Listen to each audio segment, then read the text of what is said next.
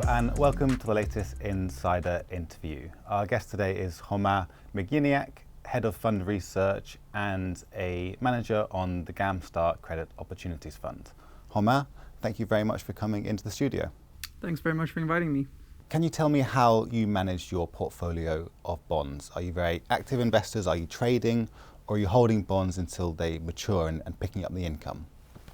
So the philosophy of the fund is to be long-term buy and hold investors. We have a very long-term view. The typical bond has, is a perpetual bond. It's issued. It has a call date after 5 or 5, 6, 7 years, and it tends to be called at the first call date.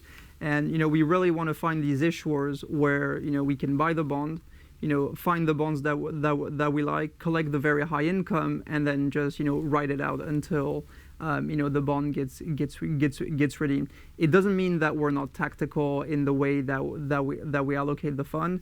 And if we think, for example, that the credit quality of the issuer is changing, we may decide to sell the bond and to reduce exposure to the company.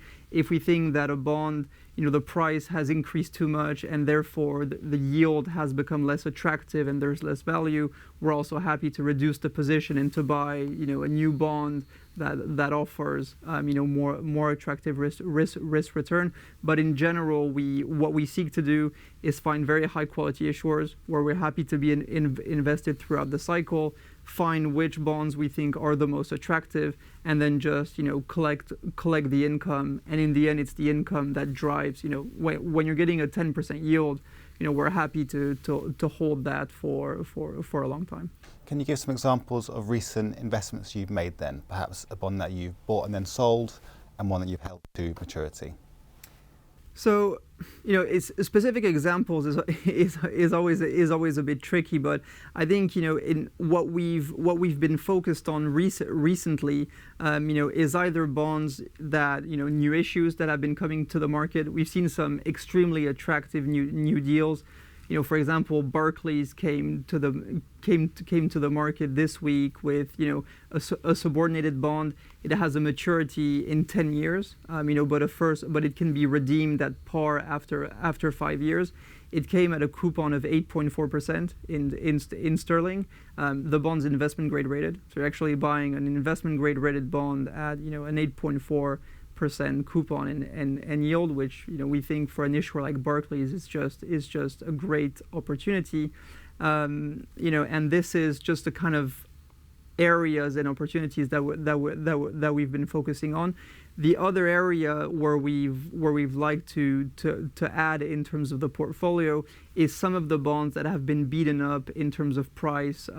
Given spreads have been widening a lot, because the macro environment has been just very challenging, and since some of the bonds are perpetual, the market has started pricing in as if they would never be redeemed. So as if the bond was going to be fully perpetual forever, and therefore some of the prices have declined, very very drastically. And for example, we bought some bonds of, for example, some insurance companies where the prices has fallen to 65 or some of the 70s, and we think the market is wrong in thinking that these are not going to be called. Even if they're not called at the first call date, they can be called after, and they tend to be redeemed, relatively quickly. So there's a lot of upside, for bondholders. And a lot of the times, even if they're not called, there's a mechanism for the coupon to adjust based on where rates are, and it means that if they're not called, you're just getting an absolutely huge coupon. Can you explain what you mean when a bond is called and what a perpetual bond is? Absolutely. So perpetual means that there's no final maturity, that basically the bond can be outstanding for forever. But these bonds often have a clause in the terms and conditions, meaning that the issuer is allowed to redeem it. Generally, bonds are issued at par, so they're allowed to redeem it at par it's typically after 5 years, and then periodically. So it can be then every quarter, or it can be every 5 years again. So it means that these bonds can be redeemed frequently by the issuer. So people tend to think, this is a perpetual bond, you're going to own it forever. But actually, if it's callable after 5 years, in the vast majority of cases, and we've seen in more than 90% of cases, it gets repaid at par after the initial 5 or 6-7 year period. How do those yields compare to a year ago? And it's now a really exciting time to be buying bonds.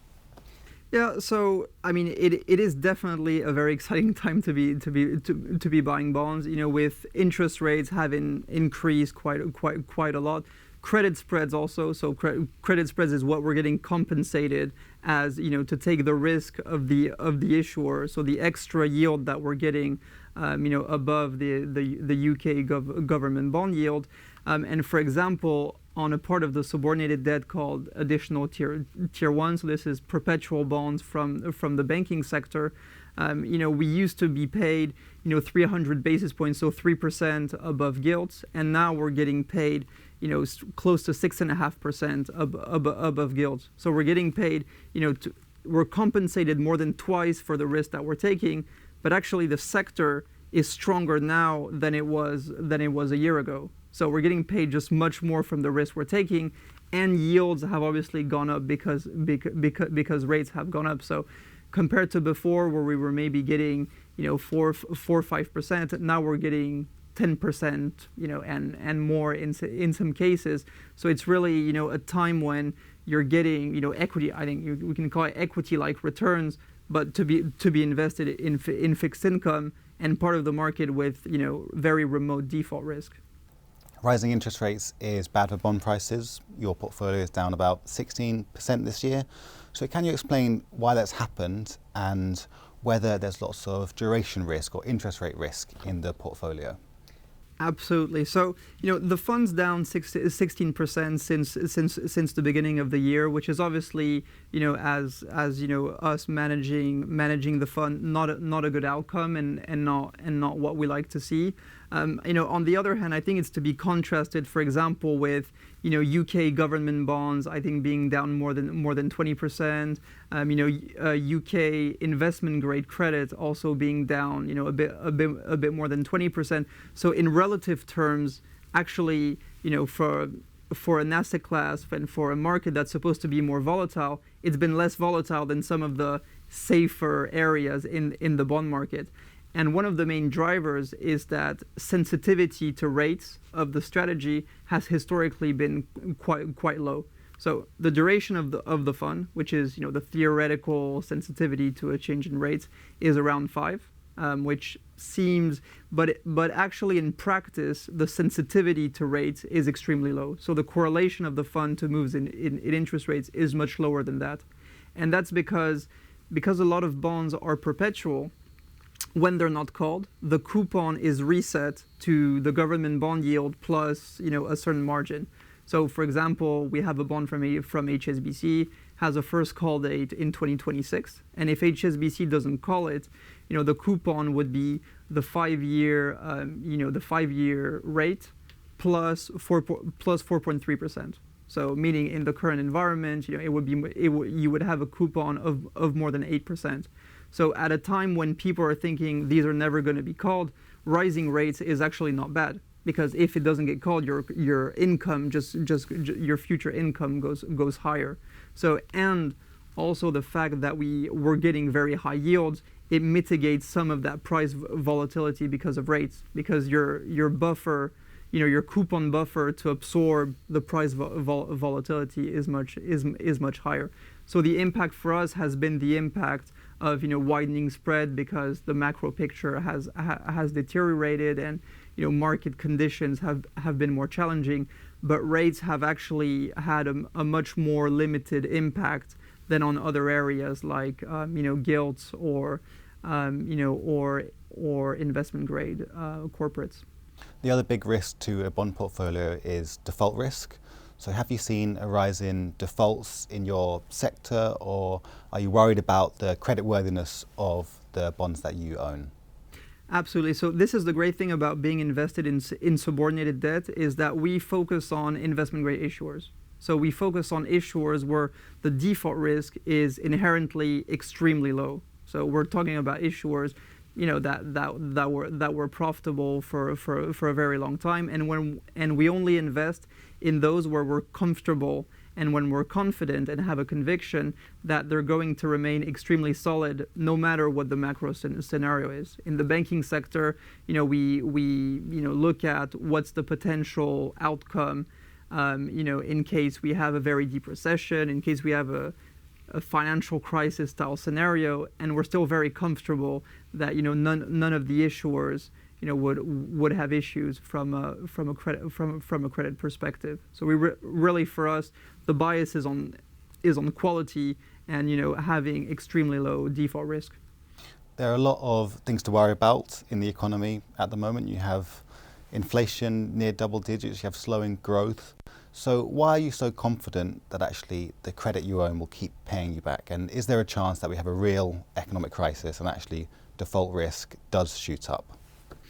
So look, I mean, my background is not being a macroeconomist, and I think in general being a macroeconomist would have been quite a tough job over the past 12 months, with a lot of unexpected twists to what's happened globally.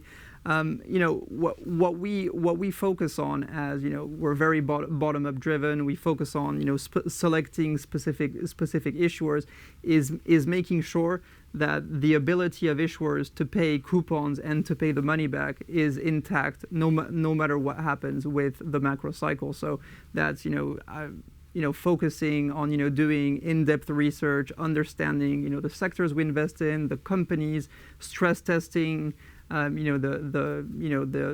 profitability, the capital levels, and the solvency of the issuers that we invest in general, and having this conviction that no matter what the macro cycles turns out to be, that we're going to be fine.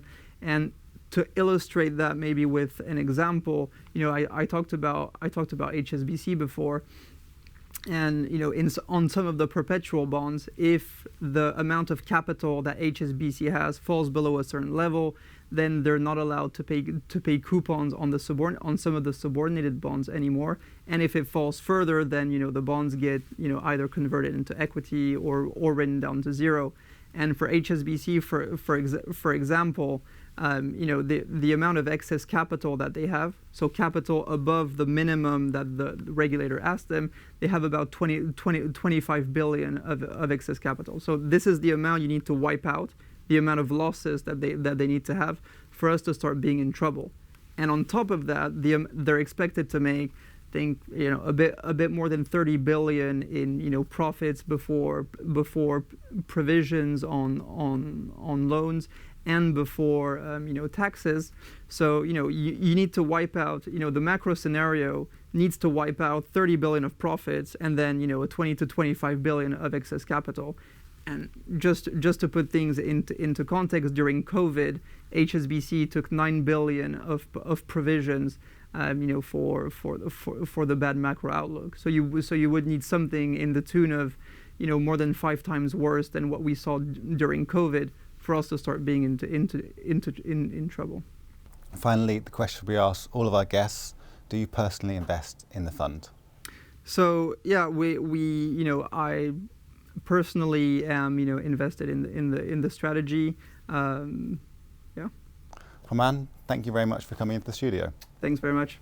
And that's all we have time for today. You can check out more insider interviews on our YouTube channel, where you can like, comment, and subscribe.